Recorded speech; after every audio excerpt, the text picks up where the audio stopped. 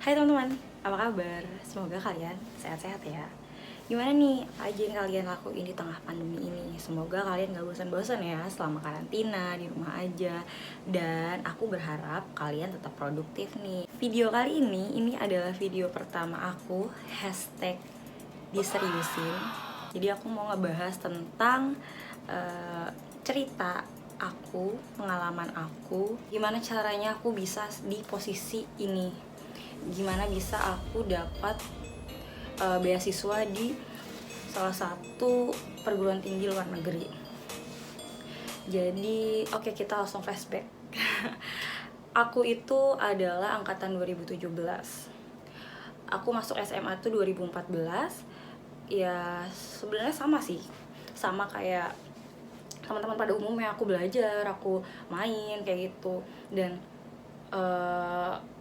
waktu waktu kita rekap nilai untuk senam PTN, aku yakin, tapi nggak 100% sih pastinya, karena aku tahu banyak banget teman-temanku yang luar biasa, yang lebih hebat dari aku, yang benar-benar gila deh. Aku masih percaya kalau aku bisa dapat universitas yang aku mau lewat SBMPTN. Singkat cerita, hari itu pengumuman senam PTN.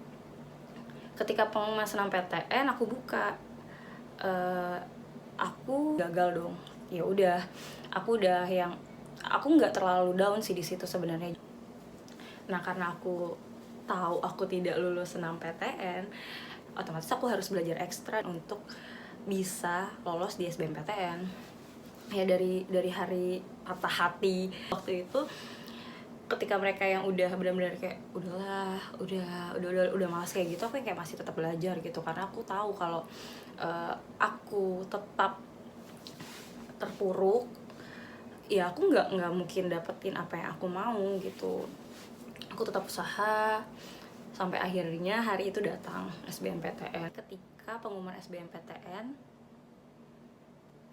mohon maaf Ferguso, Anda masih harus berjuang di ujian-ujian selanjutnya. Oke, setelah itu aku masih mempertimbangkan opsi-opsi lain. Apakah aku harus ikut mandiri atau aku harus bagaimana, aku masih berpikir untuk kedepannya gitu. Tapi opsi yang paling dekat denganku adalah aku mengikuti ujian mandiri. Nah, berarti udah ada 3 PTN dong yang nolak aku waktu itu, UGM, Erlangga, sama Udayana. Tapi sebelum itu, di awal semester 2 itu aku ikut seleksi di Poltekkes 2 Jakarta, dan itu juga ternyata hasilnya nihil. Jadi udah 4 perguruan lah yang nolak aku. Tapi dari situ aku masih semangat dong, karena ya aku berpikir kalau aku nggak kuliah aku mau ngapain gitu. Aku nggak punya opsi untuk kerja pada waktu itu, karena entah, lalu aku mendaftarkan diri di beberapa PTN yang membuka jalur mandiri. Jadi kalau nggak salah waktu itu aku mendaftarkan diri lagi di UGM, saking aku nggak tahu malunya, di UGM, di Undip, di Erlangga, di Udayana. Dan sebenarnya semua itu aku daftar di jurusan kedokteran umum, karena aku masih saklek anaknya. Dari awal kayak aku kalau mau sesuatu akan aku kejar gitu sampai manapun batas kemampuan aku gitu. Kalau memang aku harus berhenti, setidaknya ada sign yang memang menunjukkan aku harus berhenti gitu. Tapi sampai pada waktu itu tidak ada gitu. Nah, singkat cerita, Undip menolak.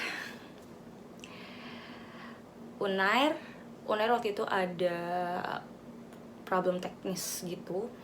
Ya aku juga nggak tahu, dan harus tes ulang. Dan tes ulangnya itu harus datang ke Surabaya. Tapi karena tesnya itu berbarengan dengan tes Undip, akhirnya aku tidak bisa. Aku tetap memprioritaskan Undip karena waktu itu Undip ada di Jakarta tesnya. Nah, sampai di titik terendah aku berjuang pada waktu itu adalah ketika pengumuman Undip. Kenapa? Karena waktu itu aku memasukkan 2 pilihan untuk ujian mandiri. Pertama, aku tetap fokus untuk memilih kedokteran umum, PSPD. Lalu yang kedua, aku memasukkan kedokteran gigi, PSPDG. Yang notabene PSPDG ini akreditasinya masih B. Aku optimis ada di PSPDG gitu, karena aku berpikir apakah aku sebodoh itu ya, maksudnya kemarin aku ngerjain SBM gimana, emang nilainya separah apa, karena ada beberapa kampus yang ujian mandirinya itu diambil dari nilai SBMPTN waktu tahun aku. Nah, ketika pengumuman ujian mandiri Undip, ternyata aku negatif juga. Berarti ya udah gimana dong.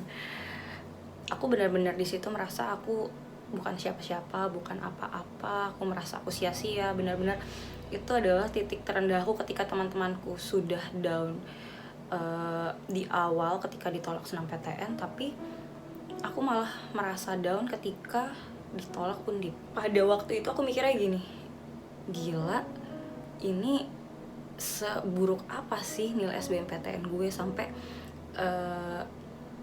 Undip yang akreditasi kedokteran giginya B aja gue nggak bisa masuk kayak gitu. Aku mikir udah kacau lah, karena waktu itu kan aku bener-bener yang kayak berharap banget untuk menjadi mahasiswa kedokteran.